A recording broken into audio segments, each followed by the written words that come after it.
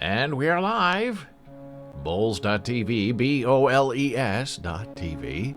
I'm David Boles. Nice to see you, nice to have you with us. A couple of minutes late because I was having a terrible sneezing attack just before we went live, and I said, well, do I want to sneeze all over everybody, or do I want to do it right and just have the sneezing fit and then come in? And here we are, no sneezing.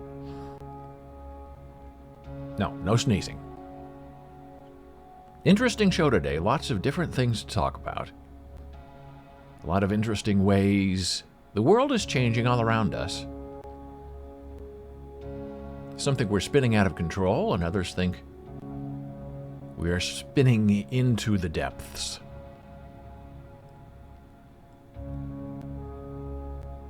And the big news is tomorrow, for the first time, at 11 a.m. Eastern, Saturday, and 11 a.m. Eastern on Sunday, my beautiful wife of 33 years, Janna Sweeney, will be here holding a live ASL chat session. Now, tomorrow, on Friday, she will be with us, and she gives us lessons in American Sign Language. Formal, a presentation, thoughtful. Saturday, Sunday, it's all out, fun.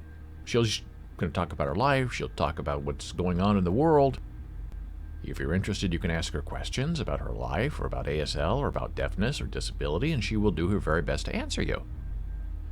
So the weekends are going to be a free-for-all, and Fridays with Janna will remain a little more formal. And tomorrow she's going to be doing part 2 of her holiday classifiers and holiday signs celebration. So that is going to be something you do not want to miss. And speaking of Janna Marie, look what she sent. More video. Here's some holiday videos from inside the Oculus at the World Trade Center. These are short little videos I'm going to share with you so you can see what's going on in the big world of New York City. The sights and sounds of the holiday season inside the body of the whale.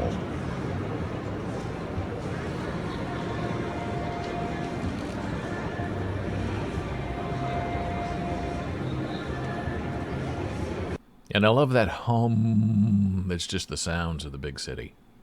Open your windows at night, that's the sounds that you hear. It's just a hum of people and cars and trains and things moving all around you. It's white noise that you don't have to pay for.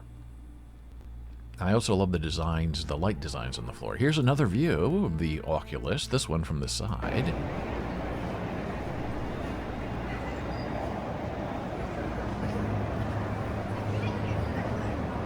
And you can walk through the middle of that. It's like a little kind of shopping adventure, but I don't think they're real stores. You just kind of go in there and look around at the decorations up close.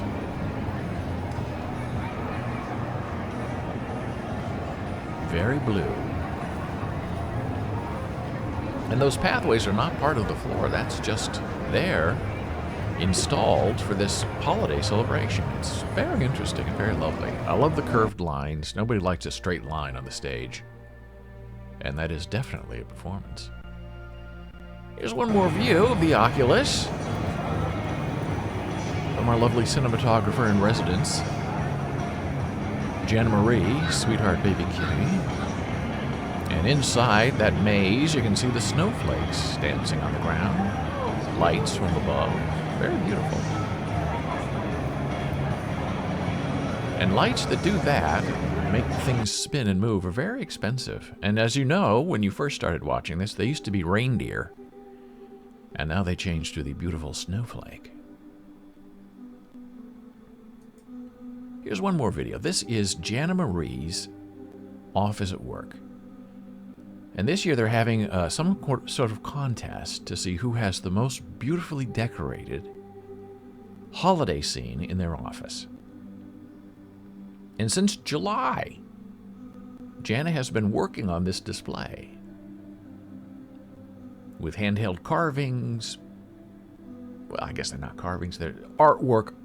I call them carvings because she's doing them with her hands. But you'll see they're homemade decorations, and she has done everything by hand. She's either cut it out or designed it.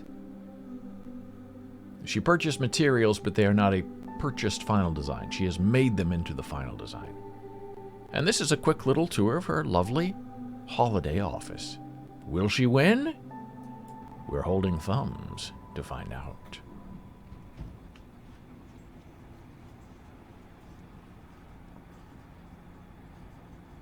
That's the COVID barrier that she has decorated.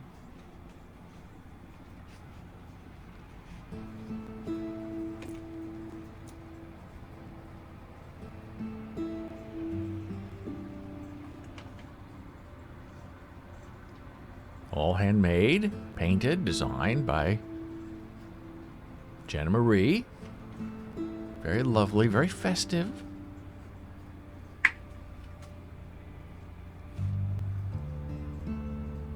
All hand designed. I think she should sell those. And she said, who would buy a Christmas tree that looks like it's designed by a 5-year-old instead of a 55-year-old woman? And I said, you'd be surprised what sells online. I'm going to show you one more time.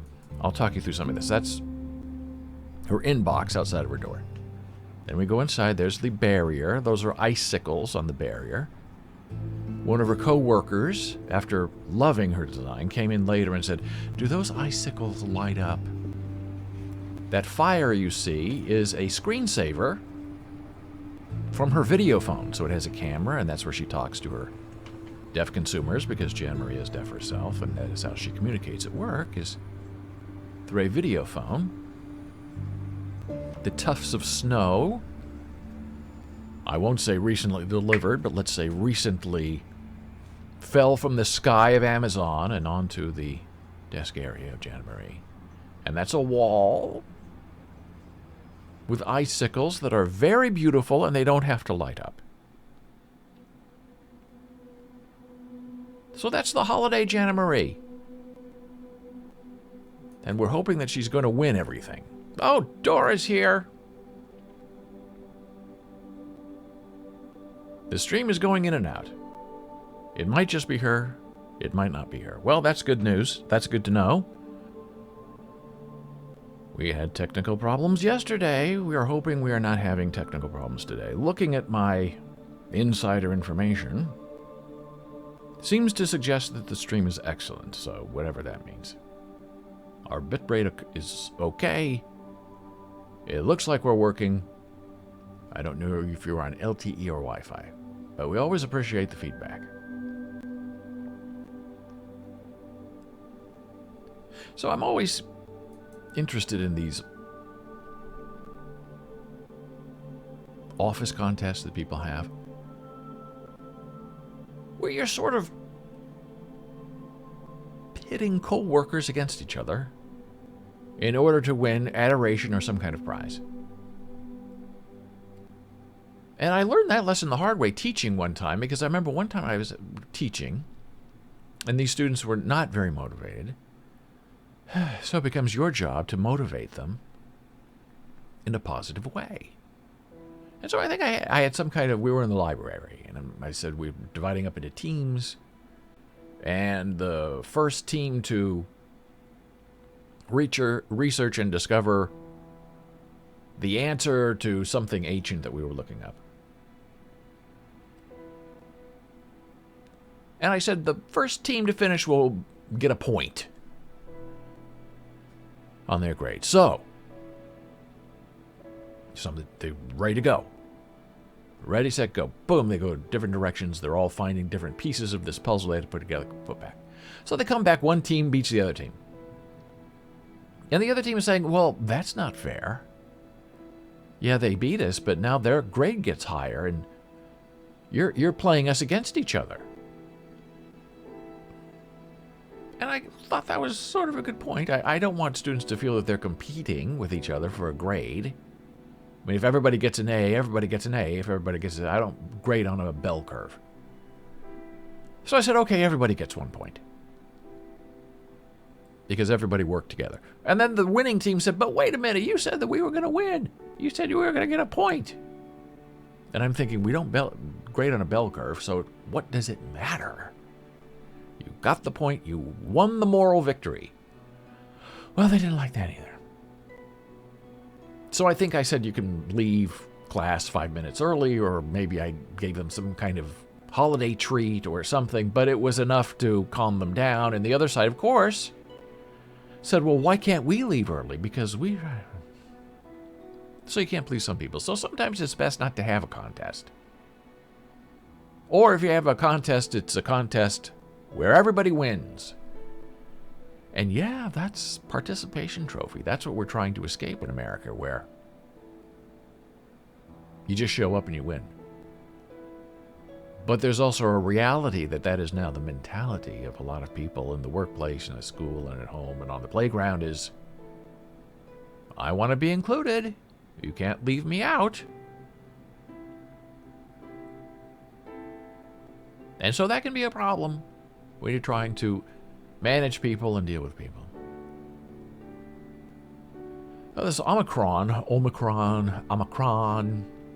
variant, it's so interesting how they're trying to sort of brush it off a little bit, if you've noticed. Well, it's not as severe as we thought, and if you have 3 Pfizer vaccine shots,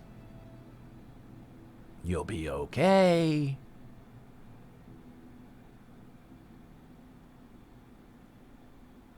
And oh my gosh, it's just so confusing. And now you're reading about South Africa where this started, and if you watch television and these news of these South African doctors, they say, well, Omicron's mild, it's not terrible, you get it, but it's sort of the same as Delta, we're not seeing serious infections. And then this morning, right before we go on the air, there's some doctor saying, oh, no. 3 weeks, Omicron in South Africa is going to take over everything. You wait and see. So who do you believe? I don't know.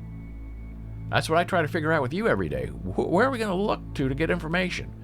Well, a lot of information comes from businesses because they don't want anything that's going to interfere with people spending their money. And last week we had an Omicron scare where the stock market in the United States tumbled and crashed. And now this week it's up 1,100 points. It's crazy. But this is interesting. 44% of small businesses worry Omicron will hurt their recovery. So this came out yesterday. I got access to it yesterday. So the travel and lodging industry is 70% worried that this thing's going to crash them again. And I understand that's a problem. People are scared of traveling. Restaurants where people go in and spend time together, well, that also appears to be a problem. Restaurants, 69%. Massage therapists, 68%, are very concerned that this new variant is going to tank their business.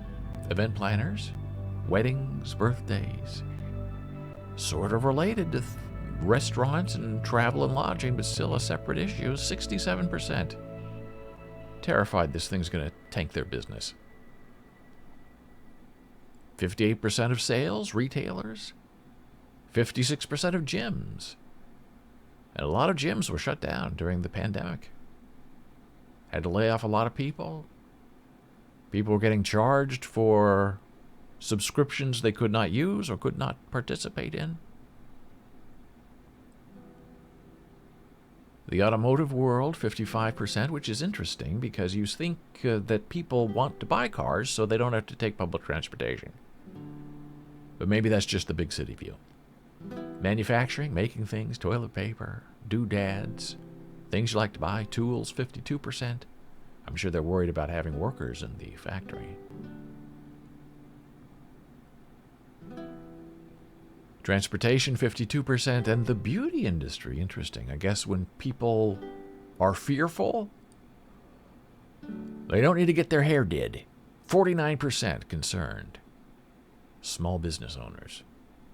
And what else is going on? What else are people fearing with this new rise? Well, Seems to be a lot of things are bothering people.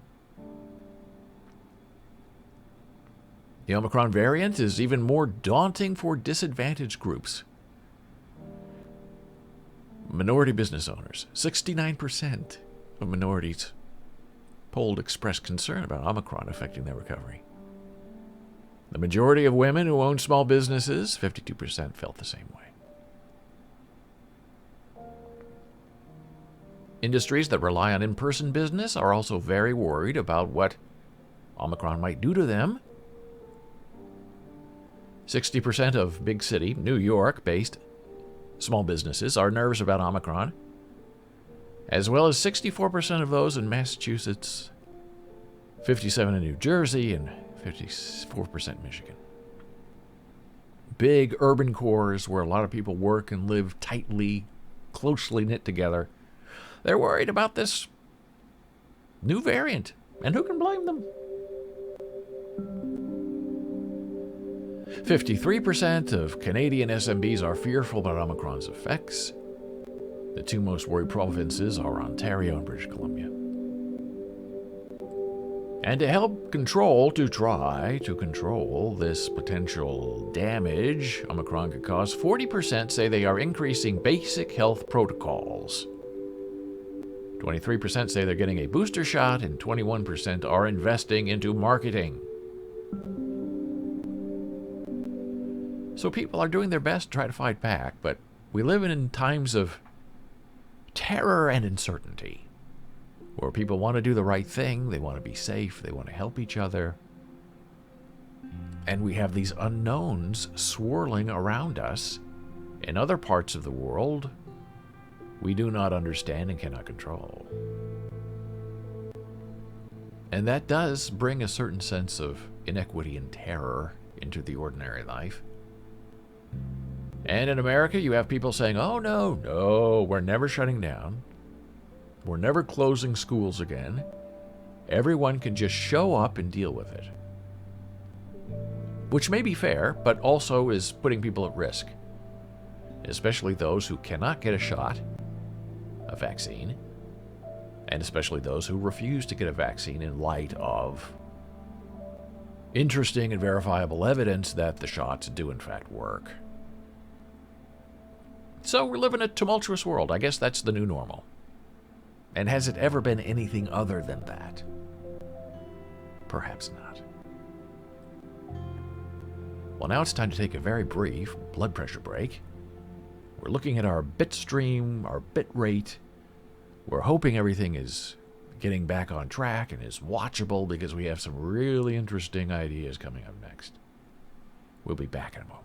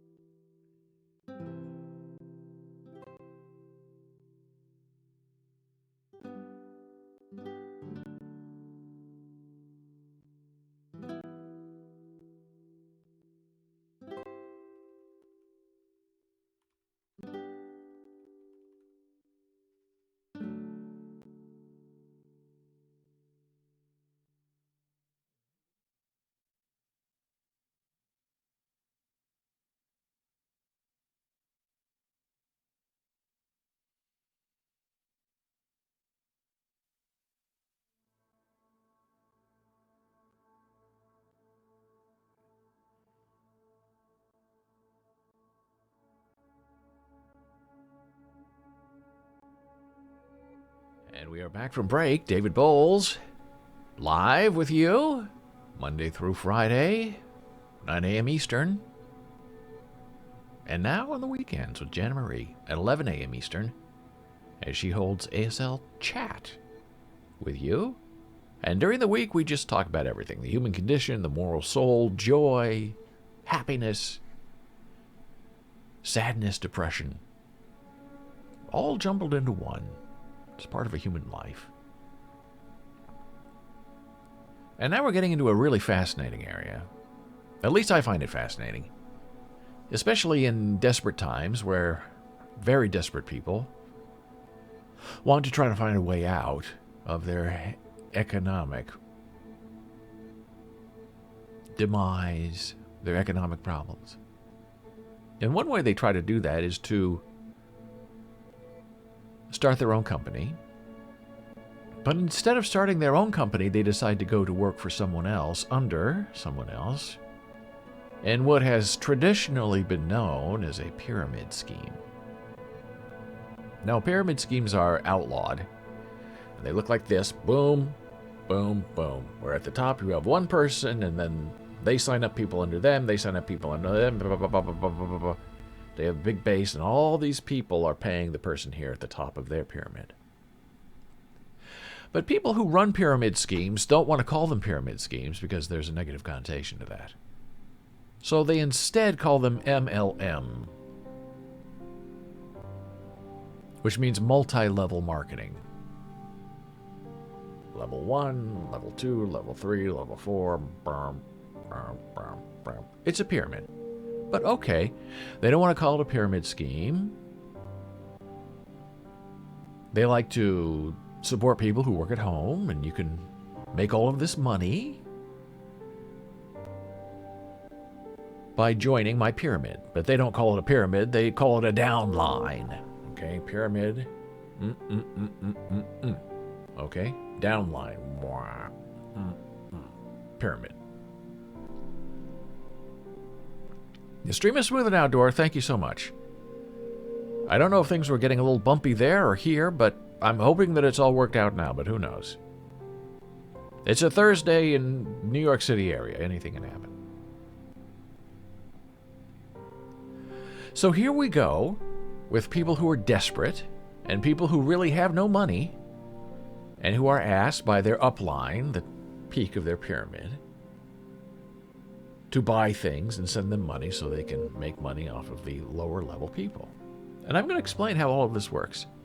But first I'll tell you a personal story that leads us into this and demonstrates why I'm interested in this topic and why I have a bit of passion about it.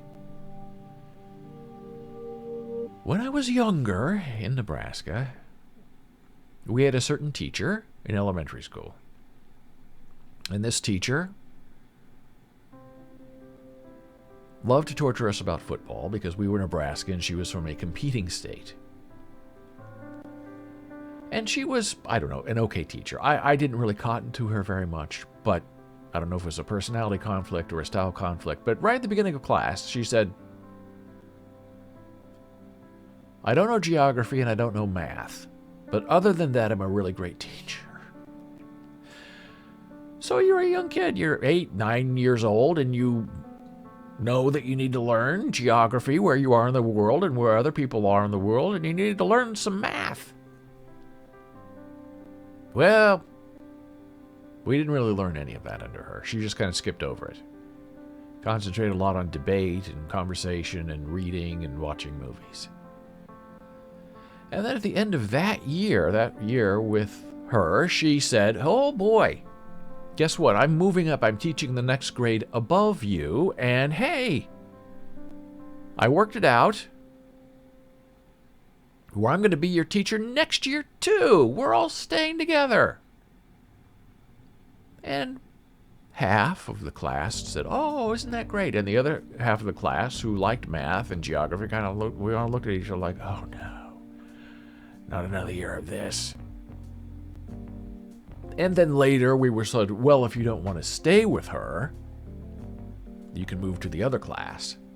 Because the other class was all staying together too. And they had a very tough, very disciplined, smart teacher where not everything was fair game and fair play and everything goes. She ran a very tight room. And the same thing with her. If you didn't want to stay with the tight room, you could leave her and come over and ours. Well, of course, this is the Midwest, the young kids. Everybody wants to fit in. Nobody cross-transferred from one class to the other. Everybody stayed where they were assigned. And I admit, even then, when I heard the news, it was like, oh no, not another year of this. Because I didn't feel we were learning very much. And then at the end of the second year, she said, you all are my special, special students. I'm going to remember you for the rest of my life. And some students were like, oh, isn't that wonderful? And me and a couple of my friends, 8, 9 years old, we're looking at each other and said, okay, what now what? Third year, she's going to go to junior high with us too? But that wasn't it. She said, when you graduate from high school, when you're 18, so it was, 10 years later, I'm going to contact each of you and I'm going to give you a very special gift. But I'm not going to tell you what it is. You'll just have to wait 10 years to find out. And me and the people who like me about, oh boy, whatever. And other people are like, oh my gosh, what's she going to give us? It's going to be this great gift. But we have to wait 10 years to find out what it is. So done. So every once in a while, we talk, hey, I wonder what our gift is going to be. And for those of us who are perhaps not interested, and perhaps a lot cynical, we'd say, well, who cares? So for 10 years, you'd hear, oh boy, we're going to get this great gift. We're all going to come back together and be one. And so 10 years later, I think there were 30 of us in that class. We all get a mysterious call from her saying, I have your gift. Your gift is ready. Come over to my home Saturday night at 7 o'clock and get your gift. You're coming, right? Oh, I'll try to be there. Oh, you don't want to miss this. And the next day in high school, I think, we got the call. Oh, we're all going to get our gift. Oh my gosh, are you going? Oh, sure, I'm going. Am I going? No, I'm not going. So Saturday night left. I did not go. I was not interested in seeing her again because in high school I was struggling with geography and math. I didn't get basic geography and math for 2 years in school. Because I said, whatever she has to offer me, I don't want it, will have no value to me. But everybody else is going to go. 29 other kids are going to go, get this great gift, and I'll get nothing. Okay, what could it be? Money? No. Is she going to give everybody 19 fabulous gifts? No. It's going to be something about her, I guarantee you, because that's her personality. Day 1 of class, I don't know anything about geography or math. Welcome to... I'm not going to tell you what grade. Welcome to the grade level. So Monday in school, high school, we're all back together. And so I asked one of the guys, I said, did you go to the big event on Saturday? He said, yeah, I went. And I said, wow, were there a lot of people there? He said, no, not really. I'm thinking, oh gosh, what, half the class didn't show up? That's outrageous. She'd be furious about that. I said, how many people were there? He said, well, 3. 3? Oh, I felt so vindicated, but I didn't let on. I said, 3? Oh, that's just, so you were 1, and the 2 others, he said, he named 2 other women in the class who loved that teacher. I said, well, wow, 3 out of 20. Okay. So what was the big gift? And he said, it wasn't really anything I want to talk about. I said, this is one of my best friends. I said, come on now. And he said, well, it was Amway. I said, Amway? He said, yeah. The big gift we've been waiting 10 years for was for her to sign us up under her downline as Amway representatives. Our gift was to go out there and buy stuff from her and sell it as Amway representatives. And I felt bad for him because for 10 years he had obviously been very interested in this amazing gift that was going to be given to our class. And I said, well, I'm sorry, that doesn't sound very fun. He said, yeah, it's not fun. I didn't sign up. So I said, well, that's too bad. So that was my first experience with how these MLMs work, back then known as a pyramid scheme. And people will say, oh, no. This, that, no. These are different pyramid schemes. Oh, Dora says, same story. Oh, boy. And I got more stories to tell you, Dora. I'd love to hear your story. You can type it or share it or whatever you're comfortable with doing.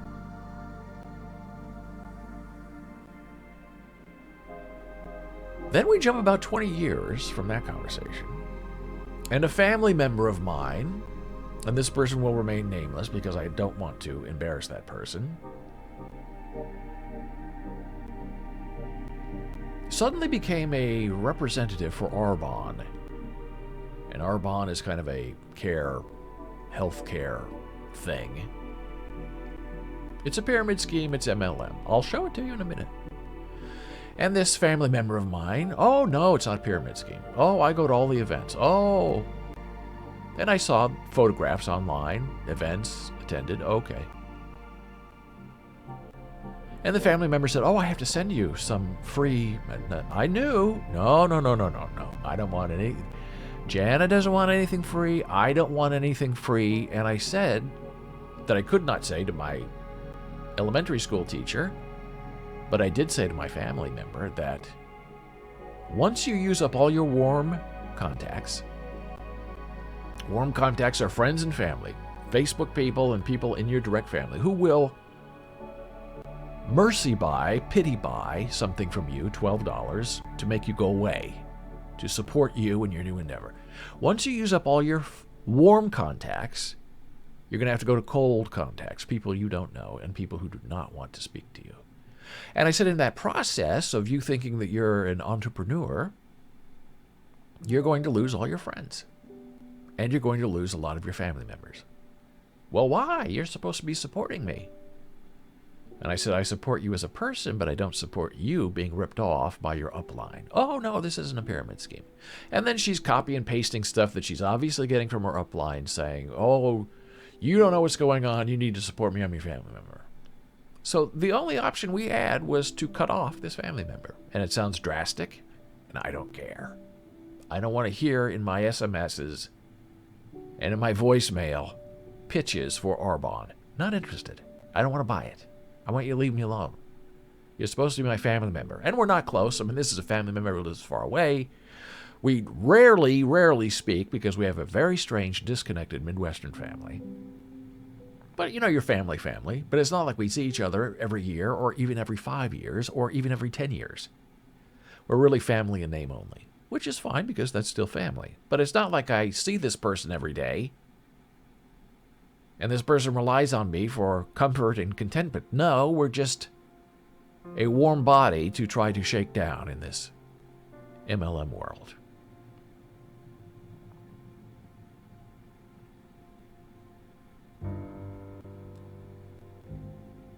So now we take the hard step into looking into the reality of this. And if you are online, you know that you can find groups where they support people who are trapped in these MLM schemes. And a lot of them are significant others. And these MLM schemes, these pyramid schemes, have very interesting psychological control over the people who are in their downline. Your husband doesn't support you.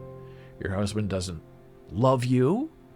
Your husband would spend $16,000, whatever, to support your new entrepreneurial business. Here we go with Dora. And I'm going to read this out loud because it will disappear. In college, looking for a part-time job. Saw an ad. I'm the Village Voice. Gosh, I love that newspaper. It's not around anymore. It was like a casting call. Rep had a tag. Do you want to lose weight, gain weight, just be healthier? As soon as I saw that, I knew I was in the wrong place. Oh boy. I got out of there as soon as possible. I seem to have a good BS detector. Can remember the name. It's still ongoing. Oh boy. And that's how they do it. They rope you in with these promises. And they won't give you any specifics until you come over. And even in the 50s and 60s, the Tupperware party, same thing. MLM pyramid schemes. Oh, but we're supporting each other. But please buy this plastic bin from me tonight so I can try to make some money. And once you're trapped in these MLMs, you're in there for a while, usually until one of two things happen. You lose all of your money and you realize you've been had, or your friends and your family completely divorce or separate or get rid of you. And people don't learn that until it's too late. And when people have lost everything and they're trying to get help, there's no one left to help because the upline doesn't care. If you're not buying product for them, you are not worth the time or the patience to be dealt with. So now let's look at some interesting, and I just picked some MLMs at random for sharing today. I'm not picking on anybody in particular, but we are going to get particular. And when I did a search on Google to find evidence for you, I used this phrase, the name of the company, in quotes, earnings disclosure, quotes, okay? So Mary Kay, earnings disclosure. Arbonne, earnings disclosure. And people who are caught up in this and who've already been sold are not going to believe anything that I'm going to tell you now. But if you have a friend or a family member who's on the edge or having second thoughts, then they're ripe for a reality check. So we'll start with the big one, Mary Kay. Everybody wants the pink Cadillac. How much can you make from Mary Kay? That is what the topic is. That's the only thing that matters. You want me to go sell Mary Kay or whatever? What am I going to make? And some companies reveal that publicly and others do not.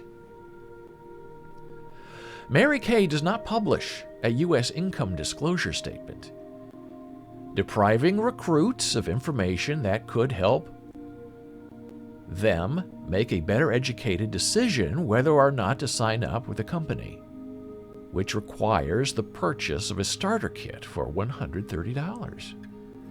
Unless you pass on $400 in products and samples, in which case you can get started for $30. Okay, that's interesting enough. And in response to a fact that asks how much, frequently asked question, how much money can I expect to earn as an independent business consultant for Mary Kay? Instead of giving a straightforward answer, which it should be able to provide, Mary Kay offers an inspirational quote from its dead founder. Set your goals and hang on to them until they are a reality. You've got to believe it before you will ever see it. Whatever the mind can perceive and believe, you can achieve. Okay, not an answer. And if you're in an MLM and you got in early and you're at the tippy top of the pyramid, boy, you're going to make a lot of money from all these other people below you. And the people on the bottom are the people who do all the work and who are expected to bring in all the money, and they are the people who don't earn any money. And we're going to keep going. Interestingly, Mary Kay does publish a Canadian income disclosure statement because it's required by Canadian law. And that backs up the FTC.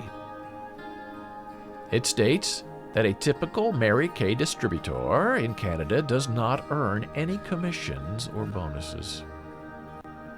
According to a chart that's included in the document, some 83% of distributors, that's you signing up for Mary Kay, earned nothing in annual commissions in 2019, while 15% earned $200 in annual commissions on average that year. Less than 1/2 of 1% 0.050, earned more than $20,000 in annual commissions on average in 2019. So that's how they drag you in. They say, you're going to be a millionaire. You see this beautiful car I'm driving? You can drive the same car, but you have to sign up and you have to buy $500 worth of products from me right now. And then go and sell them to all your friends and family and see if they keep you around. Let's go to the source. This is the Mary Kay earnings statement for Canada. Remember, they don't do that in America. They won't release what people don't make. And here's the most important part for you to take a look at. Independent beauty consultants who are not eligible to earn commissions. Average annual commission for those people just starting out with Mary Kay is 0. Now, this isn't you buying stuff. This is you selling stuff on your own to make your own money, to make your own downline money. And what percentage of the sales force for Mary Kay in Canada earns 0? 83.137%. So 83% of the people who sign up to sell Mary Kay earn nothing. Thank you for the follow.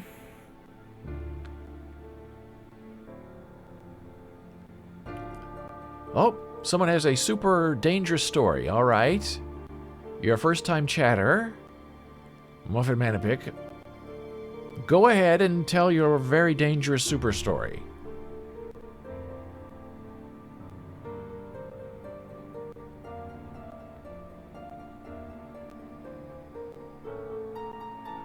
Oh.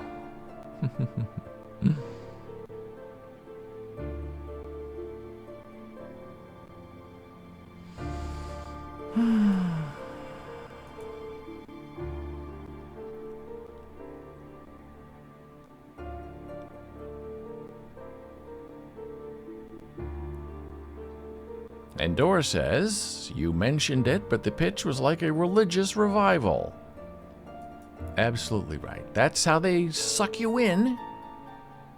They promise you things that they cannot deliver. Okay, so why are you picking on Mary Kay? Good question. I'm not picking on Mary Kay. I'm just using Mary Kay as an example. Let's look at Arbonne instead.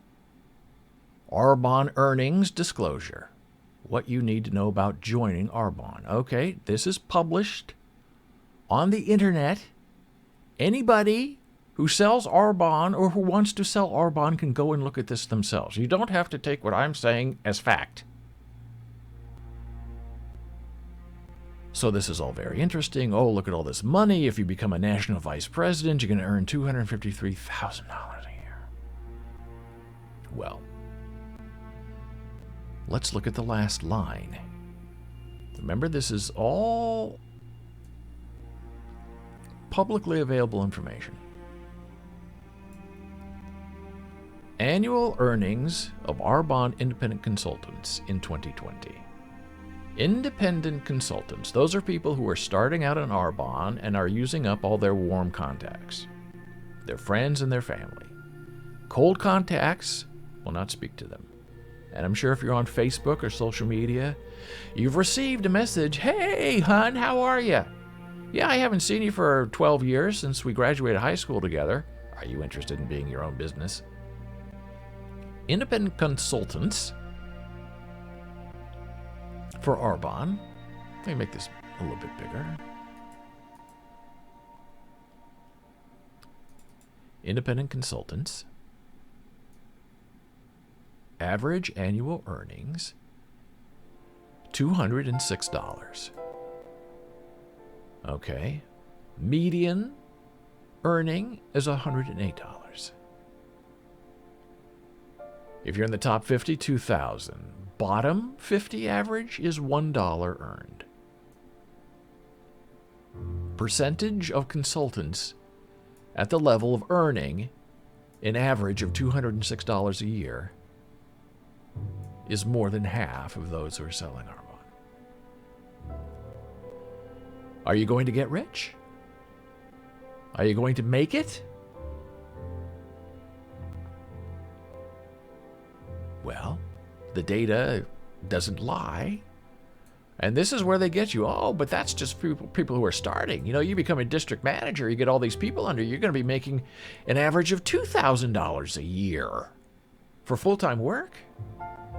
And that's what people try to say. If you have a wife or a girlfriend who wants to get into this and spend $10,000 for a buy-in to buy all this product that they then have to sell, then you sit them down and you say, I support you, I love you, but let's make this a business. Let's have a balance sheet, what comes in, what goes out, and we'll do it separately. You'll start a business checking account. You're not going to use our money, you use your money, and we will chip in $5,000 of our family money to your business, and we'll track it over time. And we'll see how much money you earn, and we'll see how much money you spend. And that will decide. Now, if you're a business person, who can argue with that? If, however, you are joining something like Arbonne or Mary Kay or one of these other MLMs, you resist that because your upline says, don't fall for that. This takes time. This takes energy. And a lot of these women who get sucked in spend a lot of time and money and energy on trying to be successful. But there are thousands of others trying to do exactly the same thing. Let's look at Monat. Another MLM, beauty supply company. This is their financial disclosure, available on the internet that anyone can take a look at. It's not a secret. Percentage of active users, market partners, how much money can you make? Senior director. Okay, it's all there for you to take a look at. And we'll look at the data breakdown, but this is important. For just the bottom, the average annual income for all U.S. market partners for Monat at all ranks, which includes active and inactive market partners in 2020, was $876. Now, if you're doing this, once a month for fun, and you enjoy the products, and maybe you'll sell some and maybe not, and you're satisfied with earning $876 for the year, then something like this is for you. But that isn't really how these things are sold. Things are sold to people that, oh, no, you're going to be rich. You're going to be driving a big car. So if you're a market partner with Monat, just starting out, percent of inactive and active users of Monat. Oh yes, Herbalife is coming up, my love, my Dora. 92% make an average of $161. Taking out the highs and the lows, the median is $161. That's what 92% of those who sell Monat make, $161. Median annual gross earnings is $0. Now, someone who's already in this, someone who's already been sold, someone who's gone there, answered the ads, sat in the room, been given the free treatments, they're not going to respond to this. But if you're trying to help them get out of it, or know what's going to happen in 2 or 3 months when their warm contacts go cold, you can have this as a backup. Amway, this is what our school teacher tried to sell us.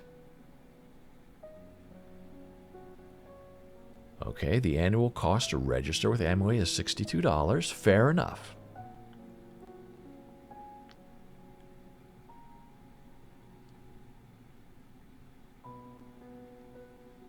And then it goes on, all this money, all this great stuff that you're going to be... And you have to look, it's really kind of hidden. I'm trying to find out how the...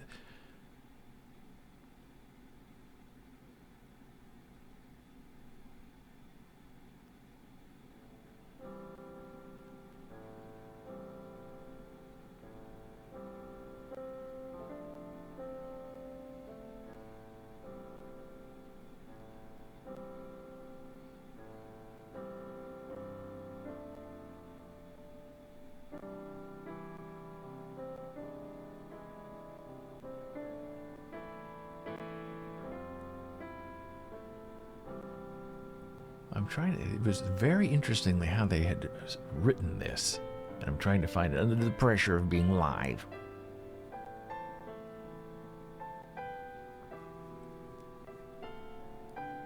Oh, here it is right here. It's not part of the chart. It's part of the written text that a lot of people don't really look at.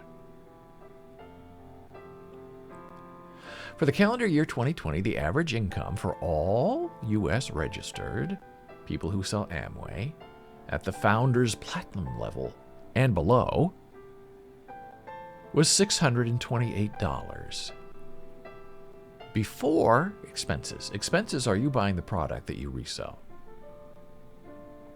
So maybe you'd make $628, but that doesn't include your expenses, your time, and your tide.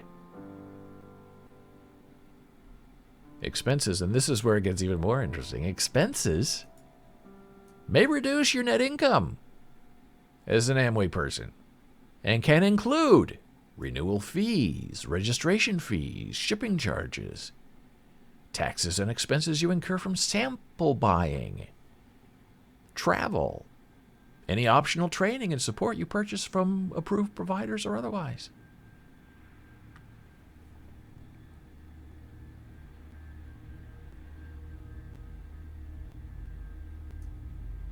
And then here's the really hardest thing to take if you're a new Amway person. In 2020, 37% of all U.S. registered IBOs, Amway sellers, had no reported sales. And they did not sponsor another person, your downline. You didn't sign anybody up. That's all these, you're not just signing yourself up, you're saying you're going to sign up other people to be under you, which is why they contact friends and family, because they need their downline to sell for them so they make a little bit of money.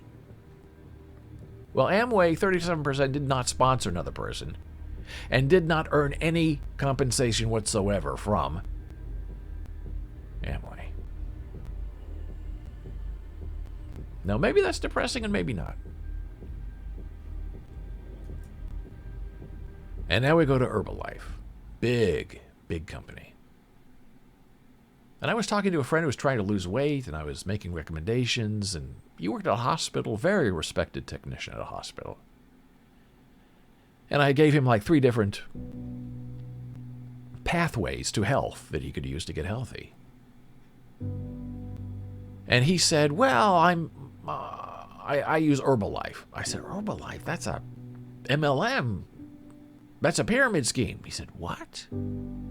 I'm signed up for it. I get it at a cheap price. Well, maybe that works for him. Maybe he's on a health mission, and if he's losing weight, but he wasn't losing weight on Herbalife because he was asking me for recommendations. But he felt like he was getting a good deal because of the money he thought he was saving. So here we go with the Herbalife financial disclosure, and this is also very, very interesting as well. And all of this is all sort of hidden. You have to look for it.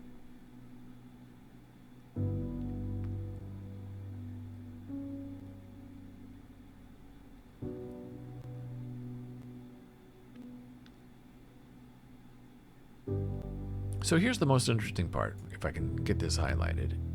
Okay, right at the bottom of this little screen, and maybe I should make this bigger so we can look at it together. Average payments from Herbalife, down at the very bottom, sort of hidden.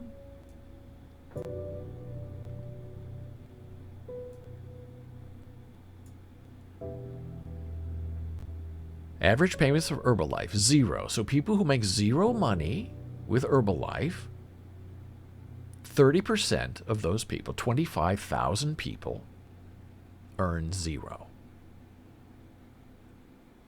47%, 39,000 people, earn between $1 and $1,000.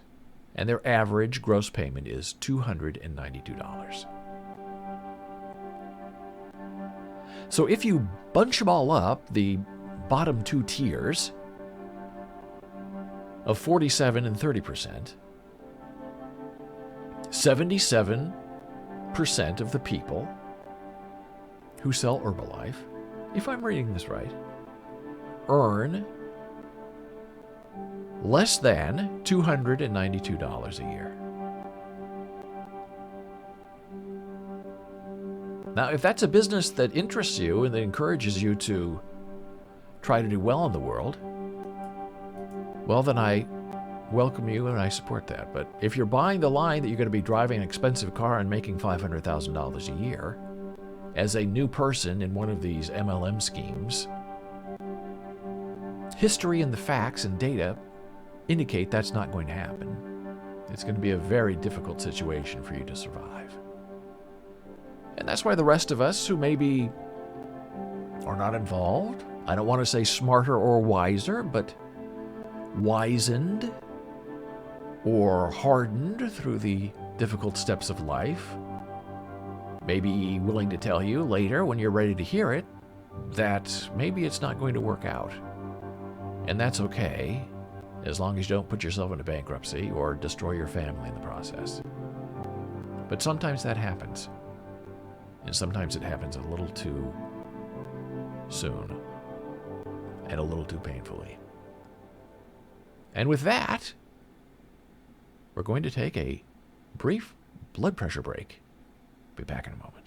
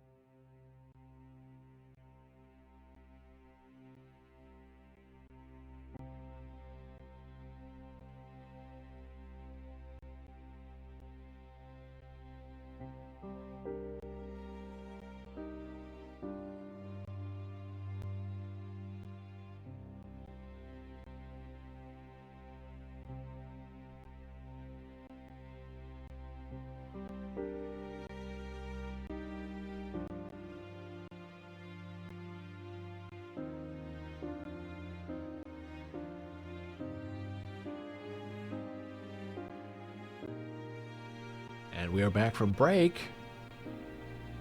This is Boles.tv, BOLES.tv, and we are live with you today from the East Coast of the United States. Tomorrow morning at 11 a.m. East Coast time, Janna Marie will be here with some ASL chat. Not a formal lesson like we have on Fridays with her, but an informal chat. Stop by, learn something new, chat with her in chat here, text if you like. Had an interesting conversation about MLMs, and now we're going into the next idea, which is this ongoing sense of censorship that we have going on in the United States. It's very strange. Always want to get rid of things that we don't like. Criticize things for being inappropriate so you can remove ideas and thoughts that you don't really want to hear, you don't want to know about.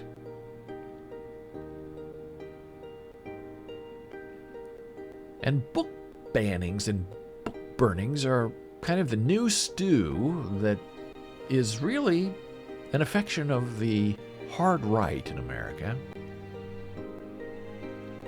which is a dismaying and confusing thing.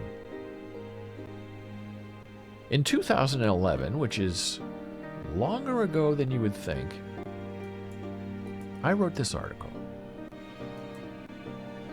Taking the Nigger Out of Gym. Now, some people were very offended by that title. How dare you use the N-word in your blog? Who do you think you are? And all these accusations came from white people.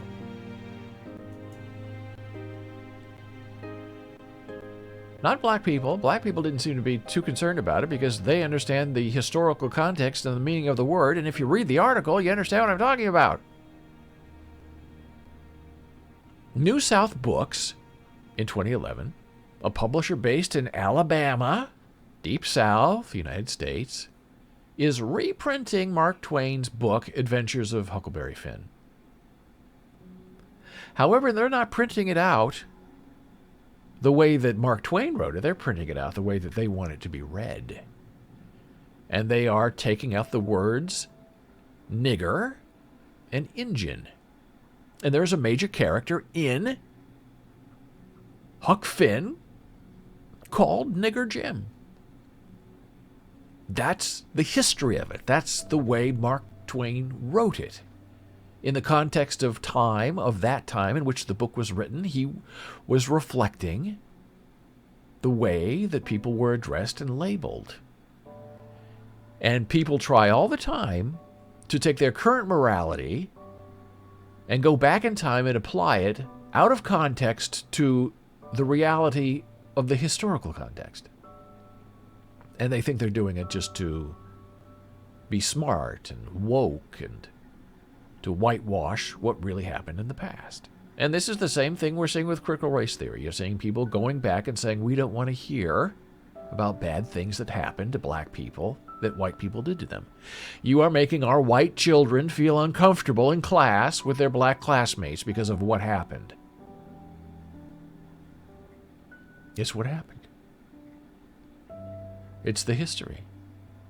Mark Twain wrote a character called Nigger Jim, and he called Indians Indians.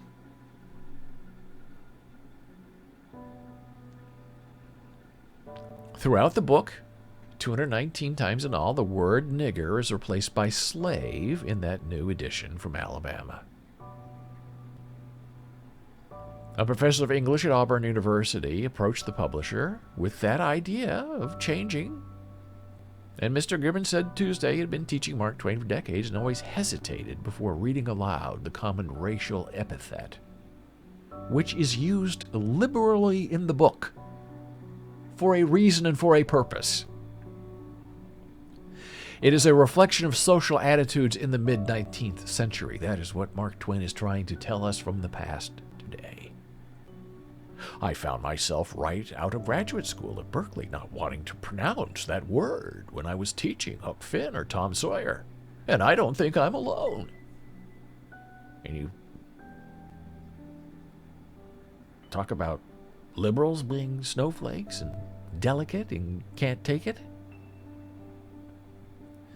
So I said, when you remove the nigger from Nigger Jim, and when you replace Injun with Indian, I wonder why the politically correct publisher didn't use Native American instead of Indian. To really round out the Bowdlerization of a national classic novel, you are changing the absolute intention and the morality of the original source material. So I still get people today that say, you can't use the N-word, you can't say it because you're not black. Only black people can call each other the N-word. You don't have any right to use it. Well, what do you say to Mark Twain? He was making a very distinctive intention of calling his character Nigger Jim for a reason. You gonna tell Mark Twain he can't use that? Oh, it's okay in his time. Okay, well, if it's okay in his time, then it's okay in his time now, because his time didn't change. Only the publisher changed. Only the censorship changed. So that was me in 2011. I haven't changed my attitude at all. And here we are now today, December 7, 2021. Here we are in America. And this is what we're getting. In San Antonio, there's a request to remove 400 books from shelves at the request of a far-right lawmaker. Have things changed? Some white guy decides, I don't want those books about race and inequality. Thank you for following. I've decided I don't want those books on the shelves. I'm not a librarian, but I think I have some power. And I'm a white man in Texas. And so what I say goes. I guess we'll see what goes.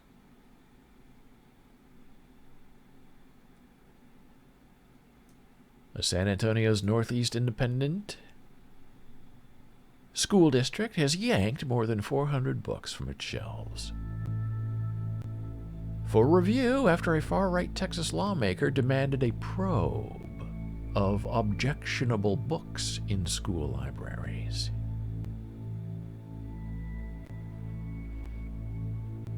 Oh, it just makes you sigh. A demand by Texas Rep. Matt Krause, Republican of Fort Worth. He wants districts to reveal whether they own copies of some 850 books related to race and gender issues or sexuality that he himself identified on a list. In an October letter, the lawmaker said he's investigating the existing of school reading material that might make students feel discomfort, guilt, or anguish. Well, I think that's part of learning. I think that's part of it, hearing things you don't want to know about. And what's so interesting about this effort to censor books is they want to pretend that these things didn't happen and that their children don't need to know about it. Their children don't need to know the history of things that happened because it might upset them. Well, I would say if you're a good parent, it's your responsibility to sit your kid down and have a conversation so they can understand what happened. This happened back then. We don't believe that anymore. We have grown as a community of minds. We have grown as people that we don't think that way anymore. But back then they did. How is that a bad thing?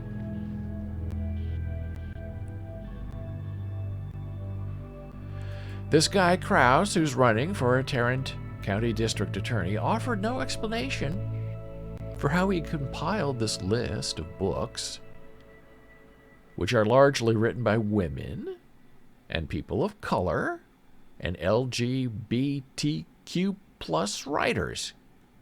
Among the titles in his 16-page spreadsheet of books he wants banned are the Pulitzer Prize-winning novel The Confessions of Nat Turner by Bill Styron and Follow Your Arrow by Jessica Verdi, a young adult book dealing with sexual orientation. Now, people say that books, they're books. Get rid of them.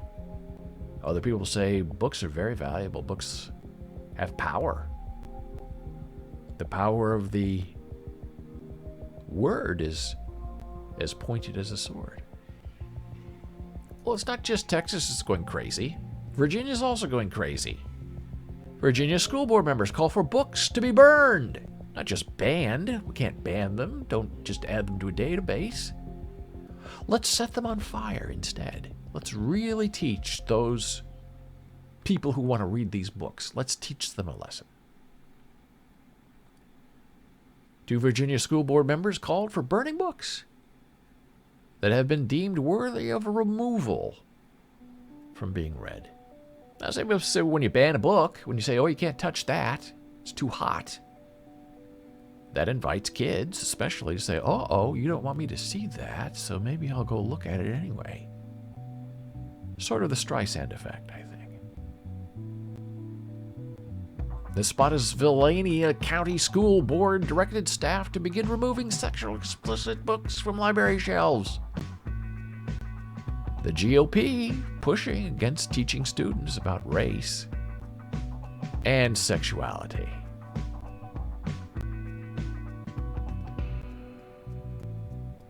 This all came about as the school board directed staff to begin removing sexually explicit books from library shelves after voting 6-0 in favor of the removal. The board has plans to review how certain books or materials are defined as objectionable, which opens the door for other content to be removed as well. And isn't that true? Well, we took out these 10 books, and they're disgusting. Why can't we take out these other books too? They're just as disgusting. And there's kind of a well-known thing in the book publishing industry, in the textbook publishing industry, that if you're writing a history book, and if you're saying bad things about the South, and how they were in favor of slavery and went to a civil war, and you tell the facts of what happened, Texas School Board will say, we're not approving your book. Then we usually buy 3 million books, let's say, from you every year. But if you're going to put in that about the Civil War, we're not going to buy your book. We're going to buy a book that just skips over that part, and we're going to make them rich. So that's where the pressure for the censorship comes from. It comes from people who have power and who have money and who say, I don't like that history. I want my own history. Whitewash it for me. And unfortunately, a lot of these major publishers concede. So Texas is setting the agenda for what school children all over the country are reading in their history books.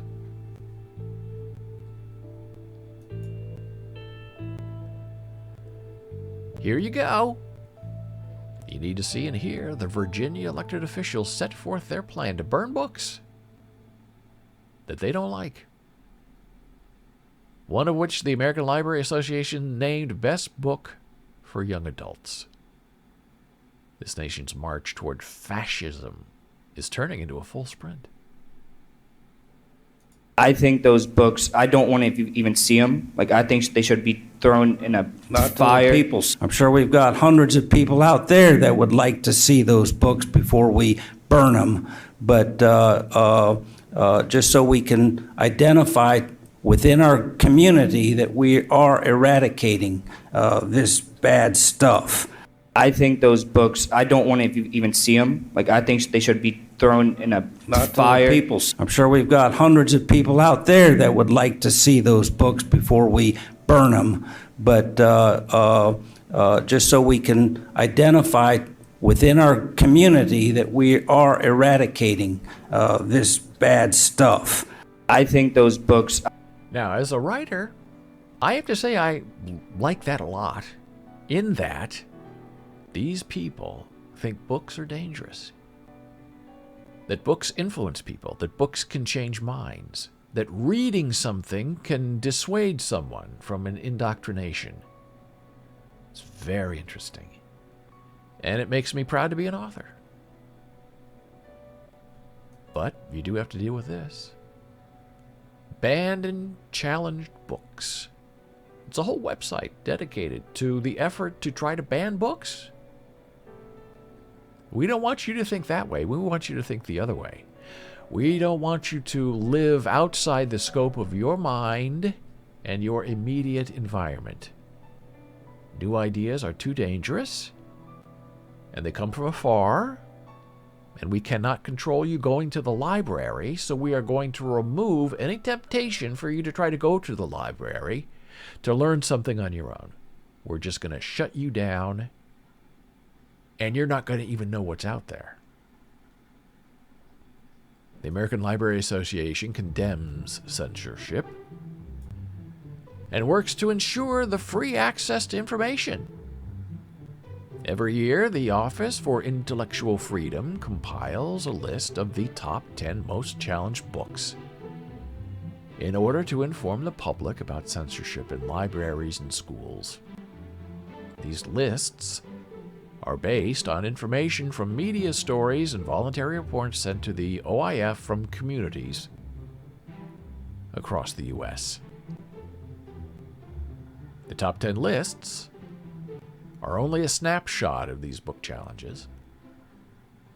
Surveys indicate that 82 to 97% of book challenges, documented requests to remove materials from schools, remain unreported and receive no media coverage, which is the whole intended purpose of their purpose of what they're trying to do. They don't want you to know what's out there. And here are the books. Number 1, George by Alex Gino. Reason why challenged, banned, restricted. Because of LGBTQIA+ content.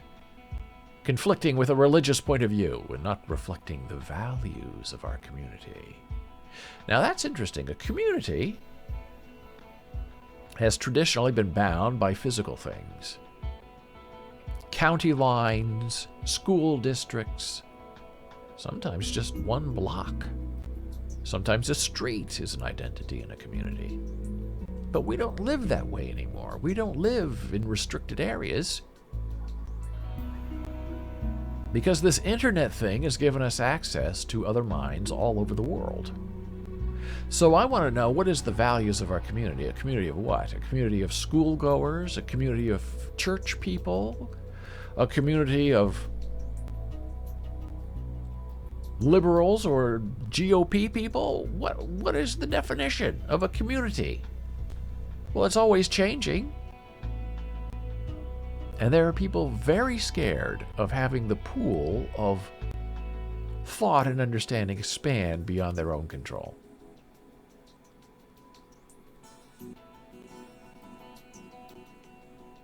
And as I try to tell people that I know and love and teach and work with, you don't have to be where you're from.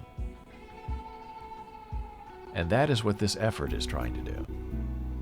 Oh, no, that's a foreign idea. We don't believe that here. You can get out, have your own life, and go someplace else. And maybe you won't change your mind. You'll just be that person you were born into that community. And you were indoctrinated into a religion and a way of thinking. And you don't want to question anything, and you're happy to be there. Fine. It's your decision, as long as it's your decision and not someone else. The second most challenged book, Stamped. Racism and Anti-Racism. Why was it banned? Banned and challenged because of the author's public statements and because of claims that the book contains selective storytelling incidents and does not encompass racism against all people. Now, isn't that interesting? You know what that means. They're trying to flip this whole thing.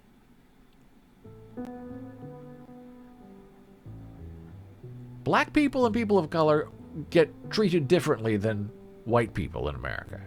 But the white people now are saying, oh no, I'm discriminated against too because of my color. Look at this critical race theory. They're blaming me for my skin color. And what's really important to realize is this has all kind of recently been started because of Black Lives Matter. And the white response, some people who are white respond with, no, all lives matter. And black people are saying, that's not the point of it. And white people who support black people say, that's not the point of it. Black lives matter. No, no, no, no. The other side tries to argue. All lives matter. All racism is bad, even racism against the white people. And here's how you respond to people who think that way. Let's don't say Black Lives Matter. Let's change it to, because it's the same thought, let's change it to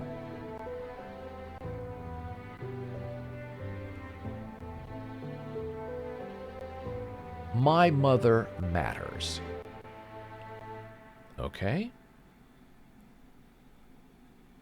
And the other side's going to say, no, no, no, no. All mothers matter. Not just your mother. And the person who's saying that my mother matters, that person is saying, yes, but my mother just died. And I miss her. And I am in turmoil and I am in pain. And I would like to say that my mother matters to me. Black Lives Matter. Same thing. George Floyd. Person dies. Very specific. My mother matters. And someone comes out to you and says, no, it's not your mother. It's all mothers. But I'm talking about my mother. I would like some sympathy from you as another human being to give me some credit that my mother matters to me. Not your mother. It's all mothers. And for you to single out your mother for special attention because she happens to be your mother, well, that's not right. Because all mothers matter. That's one of the best ways I think you can respond to those who criticize the saying Black Lives Matter. Because if you try to understand what that phrase means in the context of a very specific reality, you responding with all lives matter is just absolutely ridiculous. Because that's not the point of it.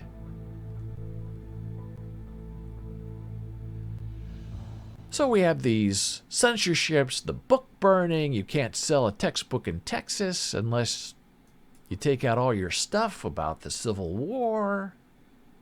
Don't make my white child uncomfortable in class because of what happened in the past.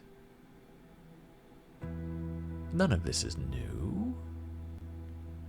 This has been going on for a long time. This sort of state censorship. This sort of, you better get in line.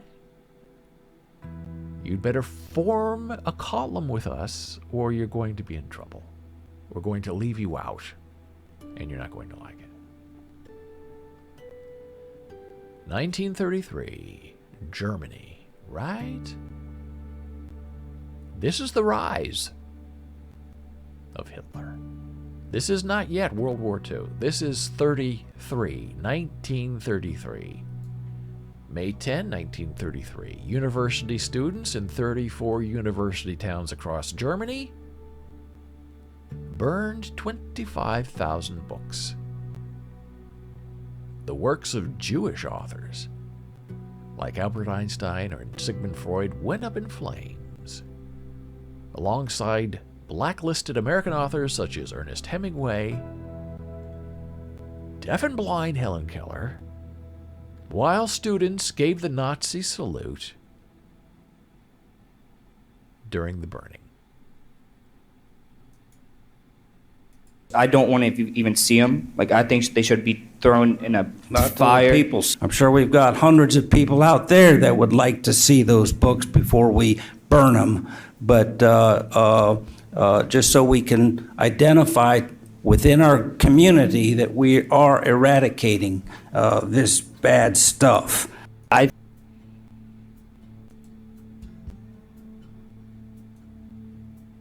In Berlin,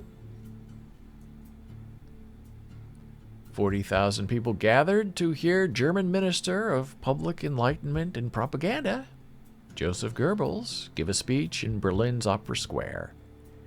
He declared that the era of extreme Jewish intellectualism is now at an end. The future German man will not just be a man of books, but a man of character. I think those books, I don't want to even see them. Like, I think they should be thrown in a fire. I'm sure we've got hundreds of people out there that would like to see those books before we burn them. But just so we can identify within our community that we are eradicating this bad stuff. Virginia, America, 2021. Joseph Goebbels, 1933, Germany.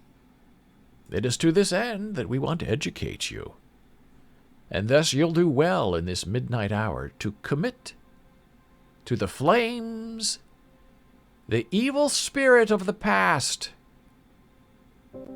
Radio stations broadcast the Berlin speeches, songs, and ceremonial incantations to countless German listeners. Widespread newspaper coverage called the action against the un-German spirit a success. The Nazi war on un-German individual expression had begun. I think those books, I don't want to even see them. Like, I think they should be thrown in a fire. I'm sure we've got hundreds of people out there that would like to see those books before we burn them. But just so we can identify within our community that we are eradicating this bad stuff. And that's why they don't want these books to be available. They don't want us to know what happened before. So how do they do that? They try to erase what happened. Burn a book. Ban a book. You can't read that. I'll give you something else you can read that is the history that I want you to know, but not the history that you need to know.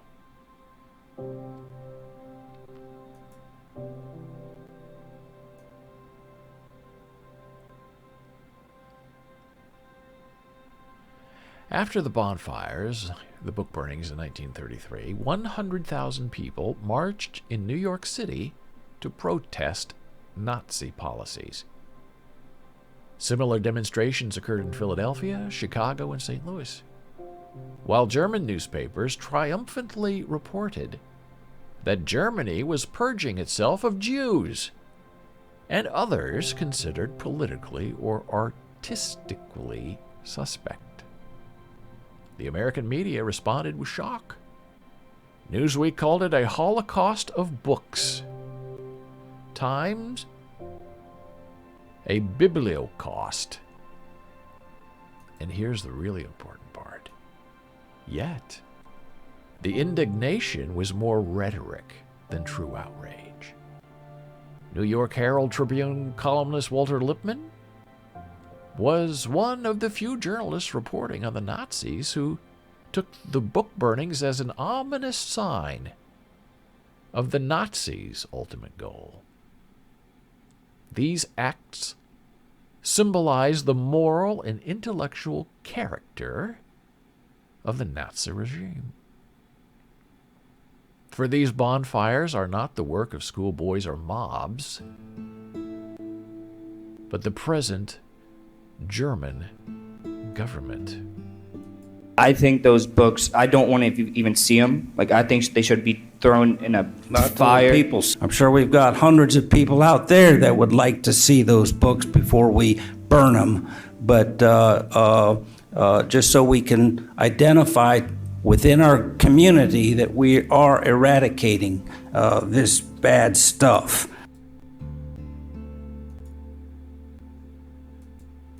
The ominous symbolism of this act and these bonfires is that there is a government in Germany which means to teach its people that their salvation lies in violence.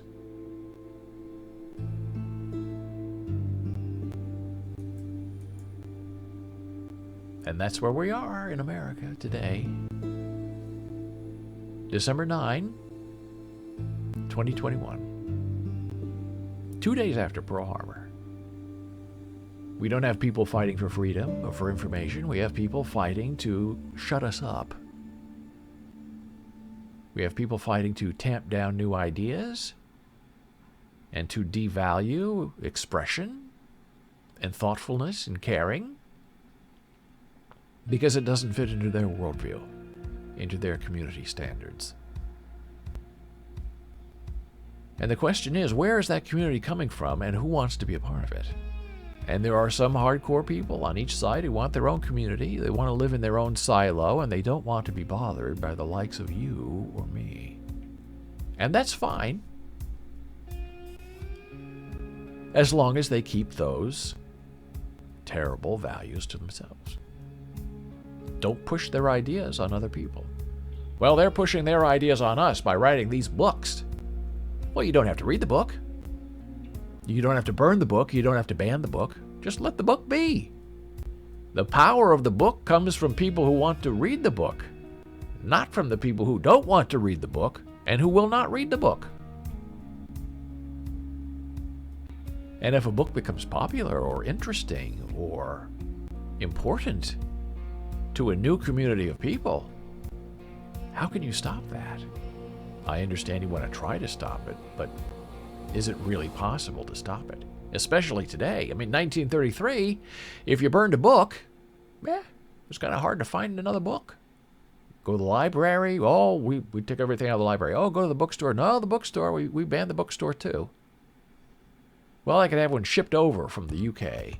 No, you can't. Ships aren't running. But today, you ban a book, burn a book. How are you going to burn the internet? How are you going to burn 1,000 digital copies of a book? All you do by banning a book and burning a book and talking about this is make the book more popular and more important and more salvageable in the day and the age in which we find ourselves stuck and trying to live. So a lot of this is production. A lot of this is just showing off, giving a little quote so people will play you endlessly in their live stream. If that's the kind of attention you seek, the kind of attention you need to be heard, telling people to burn books.